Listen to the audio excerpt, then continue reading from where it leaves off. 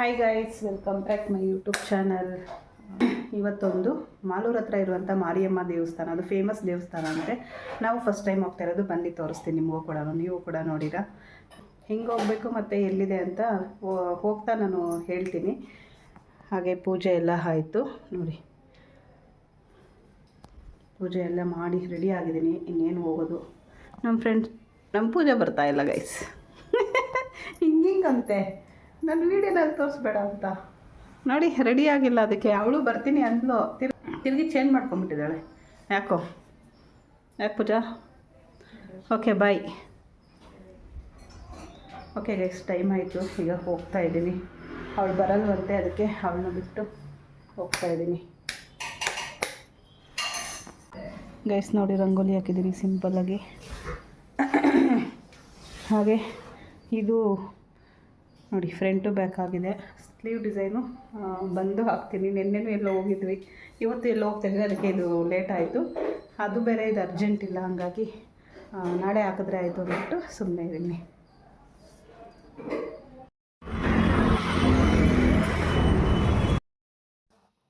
Guys, ನಾವಿವತ್ತು ಮಾಲೂರು ಹತ್ರ ಇರುವಂಥ ಮಾರಿಕಾಂಬಾ ದೇವಸ್ಥಾನಕ್ಕೆ ಹೋಗ್ತೀವಿ.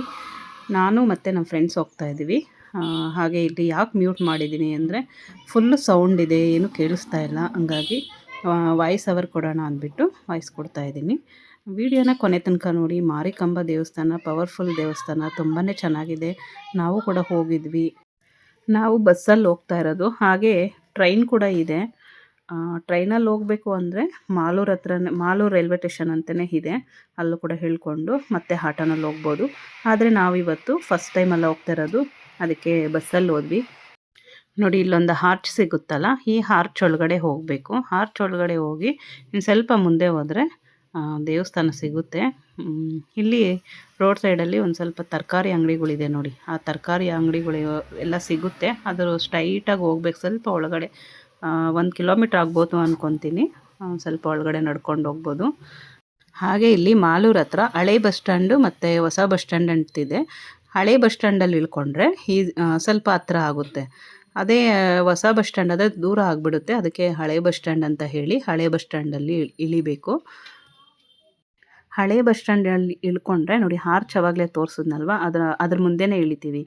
ಅದರಿಂದ ಒಳಗಡೆ ಸ್ವಲ್ಪ ಒಳಗಡೆ ಹೋದರೆ ನೋಡಿ, ಮತ್ತೆ ಇನ್ನೊಂದು ಆರ್ಚ್ ಸಿಗುತ್ತೆ, ಇದ್ರೊಳಗಡೆ ಹೋಗಬೇಕು.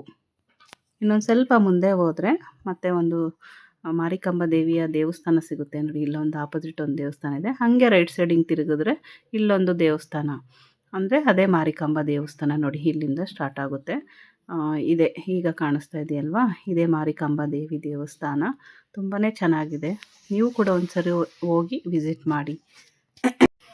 ಈ ದೇವಸ್ಥಾನಕ್ಕೆ ಬಾಗಿಲೇ ಇಲ್ಲ, ಯಾವಾಗ ಬೇಕಾದರೂ ಹೋಗ್ಬೋದು. 24 ಗಂಟೆನೂ ಓಪನ್ ಇರುತ್ತೆ ನೋಡಿ. ಹಾಗೆ ಶುಕ್ರವಾರ ಮಂಗಳವಾರ ಹೋದರೆ ಅಂತೂ ಫುಲ್ ರಶ್ ಇರುತ್ತಂತೆ. ಅದಕ್ಕೆ ನಾವು ಹೋಗಿದ್ದು ಗುರುವಾರ ಹೋದರೂ ಕೂಡ ತುಂಬಾ ಜನ ಬರ್ತಾಯಿದ್ರು. ಪ್ರತಿದಿನ ಓಪನ್ ಇರುತ್ತಂತೆ, ಬೆಳಗ್ಗೆಯಿಂದ ಸಂಜೆ ತನಕ ಓಪನ್ ಇರುತ್ತೆ. ಇಲ್ಲಿ ತುಂಬ ರಶ್ ಇರೋದ್ರಿಂದ, ಅಂದರೆ ತುಂಬ ರಶ್ ಏನಿಲ್ಲ, ಅಲ್ಲೇ ಅಂದರೆ ಜನಗಳು ಬರ್ತಾ ಇರ್ತಾರಲ್ವ, ಹಾಗಾಗಿ ನಾನು ಜಾಸ್ತಿ ವೀಡಿಯೋ ಮಾಡ್ಕೊಳ್ಳೋದಕ್ಕಾಗಿಲ್ಲ. ನೀಟಾಗಿ ಸೈಡಲ್ಲಿಂದ ಮಾಡಿಕೊಂಡೆ. ಹಾಗೆ ಒಂದು ಸ್ವಲ್ಪ ಸ್ಟಾರ್ಟಿಂಗಲ್ಲಿ ಒಂದು ಸ್ವಲ್ಪ ಭಯ ಕೂಡ ಇತ್ತು, ಯಾಕಂದರೆ ದೇವಸ್ಥಾನಗಳಿಗೆ ಹೋದರೆ ವೀಡಿಯೋ ಮಾಡೋ ಆಗಿಲ್ಲ ಅಂತ ಒಂದಷ್ಟು ಕಡೆ ಹಾಕಿರ್ತಾರಲ್ವ, ಹಂಗಾಗಿ ಸ್ವಲ್ಪ ಭಯ ಪಟ್ಕೊಂಡು ವೀಡಿಯೋ ಮಾಡಿದೆ. ಆದರೆ ಇಲ್ಲಿ ಏನಿಲ್ಲ, ವೀಡಿಯೋ ಮಾಡ್ಬೋದು, ಫೋಟೋನು ತೆಗಿಬೋದು.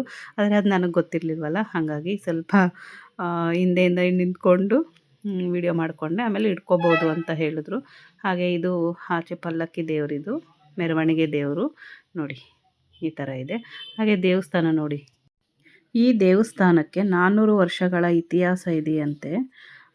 ತುಂಬ ಅಂದರೆ ತುಂಬಾ ಪವರ್ಫುಲ್ ದೇವಸ್ಥಾನ. ಹಾಗೆ ಇಲ್ಲಿ ಭಕ್ತಾದಿಗಳೇ ಎಲ್ಲರೂ ಹೋಗಿ ಮುಟ್ಟಿ ನಮಸ್ಕಾರ ಮಾಡಿ, ಅವರೇ ಸ್ವತಃ ಅಭಿಷೇಕ ಮಾಡಿ ಅಲಂಕಾರ ಕೂಡ ಮಾಡ್ಬೋದಂತೆ. ಹಾಗೆ ಶುಕ್ರವಾರ ಮಂಗಳವಾರ ಅಮಾವಾಸ್ಯೆ ಪೌರ್ಣಮಿ ಟೈಮಲ್ಲಿ ಅರ್ಚಕರು ಬಂದು ಮಾಡ್ತಾರೆ. ಇನ್ನು ಬೇರೆ ಟೈಮಲ್ಲಿ ಪ್ರತಿದಿನ ನಾವೇ ಹೋಗಿ ಅಮ್ಮನಿಗೆ ಮುಟ್ಟಿ ನಮಸ್ಕಾರ ಮಾಡ್ಕೋಬೋದು. ಆದರೆ ಬೇರೆ ಬೇರೆ ದೇವಸ್ಥಾನಗಳು ನಾವೆಲ್ಲ ನೋಡಿರ್ತೀವಲ್ಲ, ಒಳಗಡೆ ಎಲ್ಲ ಬಿಡಲ್ಲ.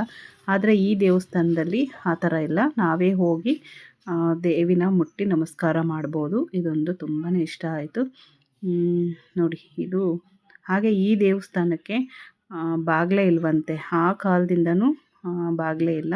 ಹಾಗೆ ಇಲ್ಲಿ ಪ್ರತಿದಿನ 12:30ಕ್ಕೆ ಅನ್ನದಾನ ಕೂಡ ಇರುತ್ತಂತೆ. 12:30ರಿಂದ 2:30ವರೆಗೂ ಅನ್ನದಾನ ಇರುತ್ತಂತೆ. ಹಾಗೆ ಈ ದೇವಿ ಹತ್ರ ನಾವು ಏನೇ ಬೇಡ್ಕೊಂಡ್ರೂ ಅದು ನೆರವೇರುತ್ತಂತೆ.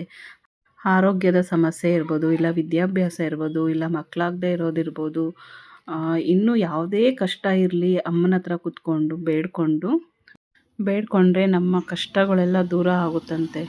ತುಂಬ ದೂರದಿಂದನೂ ಕೂಡ ಈ ದೇವಸ್ಥಾನಕ್ಕೆ ಭೇಟಿ ಆಗ್ತಾರೆ. ಹಾಗೆ ಇಲ್ಲಿ ಅಂಗಡಿಗಳು ನೋಡಿ, ಎಷ್ಟೊಂದು ಅಂಗಡಿ ಇದೆ ಅಂದರೆ ತುಂಬ ಇದೆ. ಈ ಅಂಗಡಿಗಳ್ನ ನೋಡಿದ್ರೇ ಗೊತ್ತಾಗುತ್ತೆ ಇಲ್ಲಿ ಎಷ್ಟೊಂದು ಜನ ಬರ್ತಾರೆ ಅಂತ. ಹಾಗೆ ಶುಕ್ರವಾರ ಮಂಗಳವಾರ ಬಂದರೆ ಅಂತೂ ಫುಲ್ಲು ರಶ್ ಇರುತ್ತಂತೆ. ಆದಷ್ಟು ಯಾರಾದರೂ ಹೋಗಬೇಕು ಅಂದರೆ ನಾರ್ಮಲ್ ಡೇಸಲ್ಲೇ ಹೋಗಿ. ಶುಕ್ರವಾರ ಮಂಗಳವಾರ ಫುಲ್ ರಶ್ ಇರುತ್ತೆ. ಹಾಗಾಗಿ ನಾರ್ಮಲ್ ಡೇಸಲ್ಲಿ ಹೋದರೆ ಆರಾಮಾಗಿ ಅಮ್ಮನ ದರ್ಶನ ಮಾಡಿಕೊಂಡು ಹೋಗ್ಬೋದು. ನಾವೀಗ ದರ್ಶನ ಎಲ್ಲ ಮುಗಿಸ್ಕೊಂಡು ಅಲ್ಲಿನ ಪ್ರಸಾದ ತಿಂದ್ಕೊಂಡು ಮನೆಗೆ ಹೊರಡ್ತಾ ಇದ್ದೀವಿ. ಹಾಗೆ ನಾವೀಗ ರೈಲ್ವೆ ಸ್ಟೇಷನ್ಗೆ ಹೋಗ್ತಾ ಇದ್ದೀವಿ. ರೈಲ್ವೆ ಸ್ಟೇಷನ್ಗೆ ಆಟೋನಲ್ಲಿ ಹೋಗ್ತಾ ಇದ್ದೀವಿ. ಬಸ್ಸಲ್ಲಿ ಹೋಗೋಂಗಿದ್ರೆ ಆಟೋನಲ್ಲಿ ಏನು ಹೋಗಬೇಕಾಗಿಲ್ಲ, ನಾವು ಹೇಗೆ ಬಂದರೂ ಹಾಗೆ ಹೋಗ್ಬೋದಾಗಿತ್ತು. ಹಾಗೆ ಇದು ಬಂದು ಈ ದೇವಸ್ಥಾನ ಬೆಂಗಳೂರಿಂದ 45ರಿಂದ 50 ಕಿಲೋಮೀಟರ್ ಆಗುತ್ತಂತೆ. ನಾವು ಹೋಗಬೇಕಾದ್ರೆ ಟ್ರೈನಲ್ಲಿ ಹೋಗ್ತಾ ಇದ್ವಿ, ಯಾಕಂದರೆ ಟ್ರೈನಲ್ಲಿ ಹೋದರೆ ನಮಗೆ ಇನ್ನೂ ಹತ್ತಿರ ಆಗುತ್ತೆ, ಬೇಗನೂ ಹೋಗ್ಬೋದು. ಹಾಗೆ ಟಿಕೆಟ್ ಬಂದು 10 ರೂಪಾಯಿ ಅಷ್ಟೇ. ಗೈಸ್ ನೋಡಿದ್ರಲ್ಲ, ಮಾಲೂರಿನ ಗ್ರಾಮ ದೇವತೆ, ಅಲ್ಲಿನ ಪವರ್ಫುಲ್ ದೇವಿಯ ದರ್ಶನ ಆಯಿತು. ನಿಮಗೂ ಇಷ್ಟ ಆದರೆ ನೀವು ಕೂಡ ಹೋಗಿ ಬನ್ನಿ ಒಂದ್ಸರಿ, ತುಂಬಾ ಚೆನ್ನಾಗಿದೆ. ಹಾಗೆ ಅಲ್ಲಿ ಬರಬೇಕಾದ್ರೆ ನಾವು ಸೊಪ್ಪು ತರಕಾರಿಗಳೆಲ್ಲ ಸಿಗುತ್ತೆ, ಆದರೆ ನಾನು ಫ್ರೆಶ್ ಆಗಿತ್ತು ಅಂದ್ಬಿಟ್ಟು ಸೊಪ್ಪೆಲ್ಲ ತೊಗೊಂಡು ಬಂದೆ. ತರಕಾರಿಗಳೆಲ್ಲ ಸಿಗುತ್ತೆ, ತುಂಬ ಕಡಿಮೆ ಇರುತ್ತೆ. ಹಾಗಾಗಿ ಕಡಿಮೆ ಅನ್ನೋದಕ್ಕಿಂತ ಫ್ರೆಶ್ ಇರುತ್ತೆ, ಏನು ಬೇಕಾದರೂ ತೊಗೊಂಡು ಬರ್ಬೋದು. ಹಾಗೆ ಅಲ್ಲಿಂದ ಬರೋ ಅಷ್ಟರಲ್ಲಿ 4-4:15 ಆಯಿತು. ಮತ್ತು ಸಂಜೆ ಇವತ್ತು ಗುರುವಾರ ಆಗಿರೋದ್ರಿಂದ ರಾಯರ ದರ್ಶನ ಮಾಡ್ಕೊಂಬರೋಣ ಅಂಥೇಳಿ ನಾನು ಮತ್ತು ನಮ್ಮ ಮನೆಯವರು ಹೋಗ್ತಾ ಇದ್ದೀವಿ. ಬನ್ನಿ ಇವತ್ತು ಹಾಗೆ ರಾಯರ ದರ್ಶನ ಕೂಡ ಮಾಡಿಸ್ತೀನಿ. ಇದು ಬಂದು ಬಾನಸವಾಡಿಯಲ್ಲಿರುವಂಥ ರಾಯರ ದೇವಸ್ಥಾನ.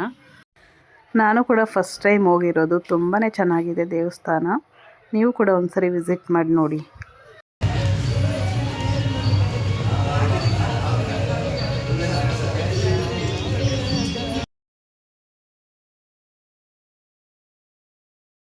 ಗೈಸ್ ನೋಡಿದ್ರಲ್ಲ ಇವತ್ತಿನ ಬ್ಲಾಗು. ಈ ವ್ಲಾಗ್ ಇಷ್ಟ ಆದರೆ ಲೈಕ್ ಮಾಡಿ, ಶೇರ್ ಮಾಡಿ. ಹಾಗೆ ಹೊಸದಾಗಿ ನೋಡ್ತಾ ಇರೋರು ಸಬ್ಸ್ಕ್ರೈಬ್ ಮಾಡ್ಕೊಂಡು ನೋಡಿ. Thanks for watching. Bye guys. ಪೂಜ್ಯಾಯ ರಾಘವೇಂದ್ರಾಯ ಸತ್ಯಧರ್ಮ ರಥಾಯ ಚ ಭಜತಾಂ ಕಲ್ಪವೃಕ್ಷಾಯ ನಮತಾಂ ಕಾಮಧೇನುವೆ.